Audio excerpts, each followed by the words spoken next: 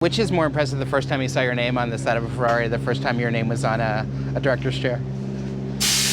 Good question. Both is a pretty nice feeling, you know. But yeah, this is pretty cool.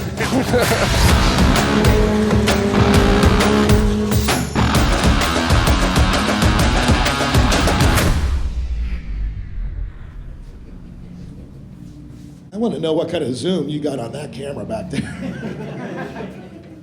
I'm going to look in my mirror and see, is he still behind me? And if he's not behind me, where the hell is he? Whatever the case might be, pay attention to your mirrors, be consistent, stay online. I remember when I was young, I just couldn't wait till I was 17 till I could get my license. My grandfather used to always watch Formula One races, and then, you know, Schumacher became my hero, and for me, he's the best driver of all time.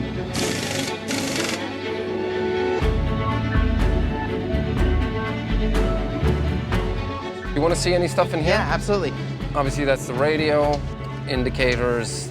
This is your pit limiter. When you come into the pits, you got to slow right down. That's a drink. If you have one of those things, you can press it. This is the traction control.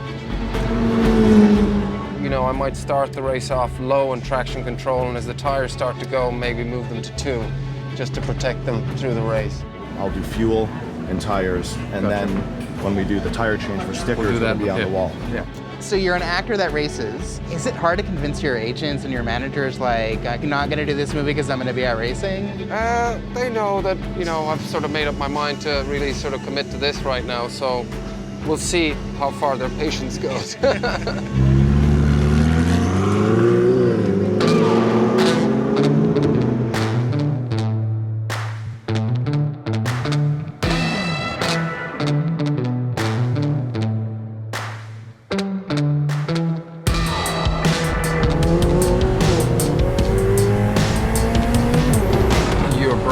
Body has to assimilate to these high speeds, for sure. At the beginning, you know, I'm just thinking, God, I can't do this. Then you get used to the speed, you become comfortable with it, and then it's just about focusing and trying to get in a rhythm. You know, you look at telemetry, you look at data, where I'm braking, where I'm getting on the throttle, steering input, all these things. You try and assimilate all that and then sort of translate it on the track.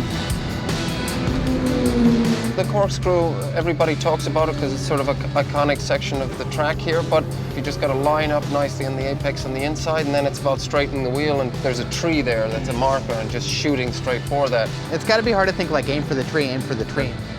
Not really.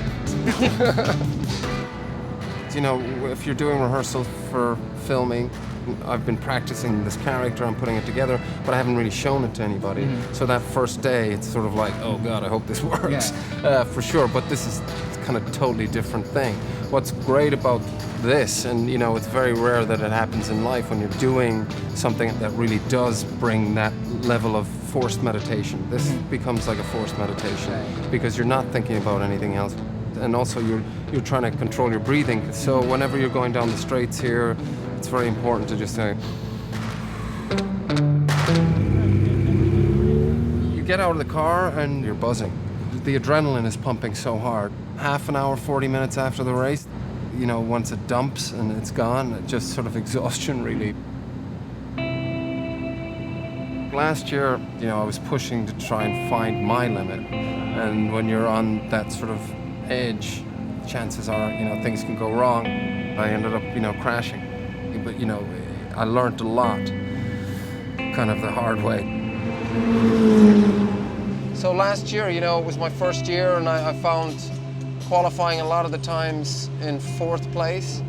This year, I'm more up around the front.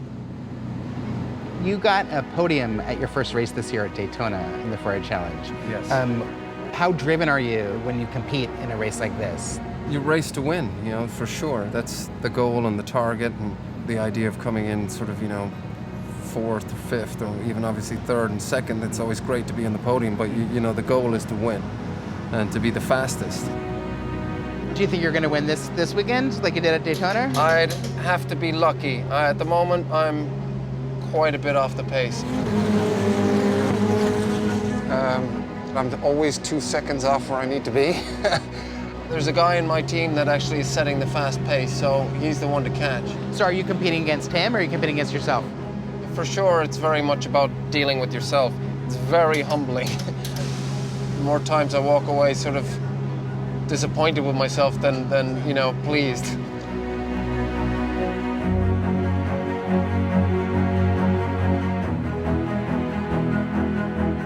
Do you feel like you've become more assimilated to be like an Italian race car driver? No, I mean, I feel like I'm making progress, but not as fast as I'd like, but I suppose that's always the way. But definitely, I'm making improvements. I thought at some point I would do some form of racing for sure. It's just a pure thing of enjoying speed and trying to go through a corner as fast as you can. I didn't, imagine that I'd be in a series like this with the machines that we have here. That 488 Challenge car is so much car. It's a very sort of pure sport. You're either fastest or you're not. It's a sport that's so encompassing of so many things. It requires so much focus. You've got to be relaxed at the same time, and there's an awful lot of adrenaline. Each time I get into the car, it's kind of, pinch myself, and I can't believe it sometimes.